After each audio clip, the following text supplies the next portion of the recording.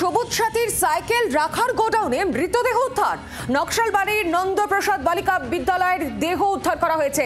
ঘটনায় ব্যাপক চাঞ্চল্য। সোমবার স্কুল খোলার পর দুর্গন্ধ থেকে দেহ নজরে আসে। ফ্যান চুরি করতেই ভেতরে ঢুকেছিল ওই ব্যক্তি এবং বিদ্যুৎপৃষ্ট হয়ে মৃত্যু হয় ওই ব্যক্তির, এমন অনুমান পুলিশের। নকশালবাড়ির স্কুলে আতঙ্ক। স্কুলের গোডাউন থেকে উদ্ধার করা হলো মৃতদেহ।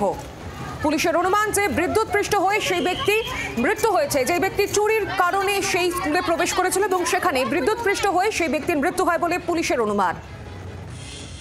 আরো বিস্তারিত জানাবেন, সঙ্গে রয়েছেন প্রতিনিধি নারায়ণ সিংহ রায়। নারায়ণ, কি জানা যাচ্ছে? চুরির ঘটনার জেরেই কি তার বিদ্যুৎপৃষ্ট হয়েছে এই ঘটনা, নাকি এর পেছনে অন্য কোনো কারণ রয়েছে?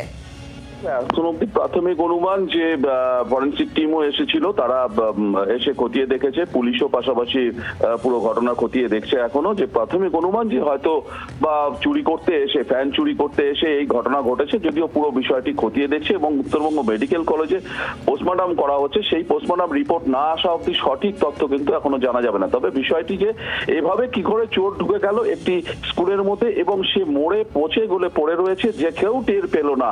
অবশ্যই দুর্গন্ধ আসার পর ছাত্ররা টের পাওয়ার পর গোডাউন খুলে দেখা হলো। স্বাস্থ্যসাথী যে সাইকেল, অর্থাৎ সবুজ সাথীর যে সাইকেলের যে গোডাউন, সেই গোডাউনে দেখা যাচ্ছে যে মৃতদেহ পড়ে রয়েছে।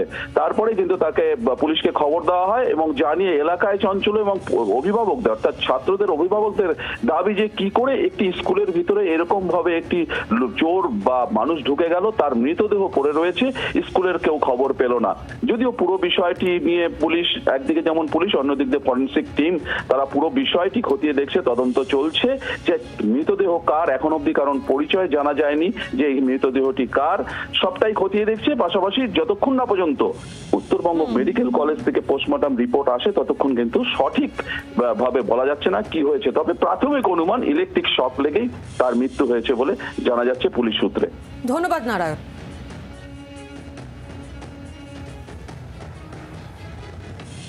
ওই ওর পাশের ক্লাসরুমটা খুলতে গেছে, ওখানে ও গন্ধ পাচ্ছিল। তখন ও মেয়েদের সাথে, মেয়েরা দাঁড়িয়েছিল, মেয়েদের বলল যে একটু পচা পচা গন্ধ পাচ্ছিস না? বলে হ্যাঁ ম্যাম। তারপরে ও চলে এসছে। তারপরে মেয়েরাই ওইদিকে তাকিয়েছে, দেখে একজন পড়ে আছে। ওই খবরটাই মেয়েরা এসে আমাদের দিয়েছে। তারপর সঙ্গে সঙ্গে আমরা পুলিশকে জানিয়েছি, আমাদের স্কুলের প্রেসিডেন্টকে জানিয়েছি, আমাদের যা করণীয় আমরা করেছি। বাংলার আওয়াজ, বাঙালির আবেগ, জি 24 ঘন্টা।